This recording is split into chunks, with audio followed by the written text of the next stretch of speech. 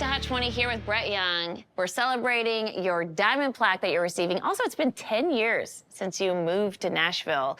Take me back to your days of performing in restaurants and parking lots and small bars. Did you see this in your future? I mean, for a little while, this was kind of the dream. When I finally moved to Nashville, it had been like 10 years of bars and restaurants in Southern California. This is called Pretend I Never Loved You, and like I said, cross your fingers for us that this ends up on the TV show Nashville, because we're hopeful. Oh, I love that show.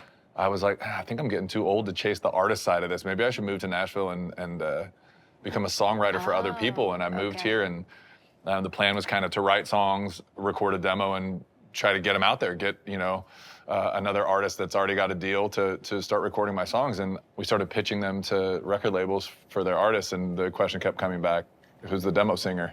And so it was, a year and a half later, 10 years of nothing in LA, a year and a half in Nashville, and a record deal. So I didn't really have a lot of time to do the honky-tonk Broadway thing or the bars and restaurants here, because it went straight from songwriting into a record deal and making a record in the first 18 months. Yeah, I'm just curious, being from Southern California, what do you think the experience would have been like if you were to have done the honky-tonks here in Nashville? Do you think it would have happened the same way for you?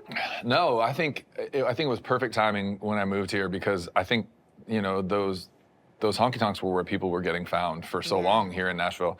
And I think the tide had just kind of turned to the singer-songwriter rooms, the Bluebird and the listening room and things like that. And that's right when I got here, and that's kind of my bread and butter. So I plugged myself into that community instead, and that's where people were going to hear songwriters. But so many of the songwriters in this town are great artists too, and so it started kind of a new thing right when I got here. So no, I don't think that the honky-tonks and the 4-hour shifts would have worked for me, and certainly not passing around a tip bucket and begging for people's money. I don't know if I could have done it. So I'm really fortunate that I came when I did, because it was the perfect timing. All right, more with him on the way right now. Back to the countdown.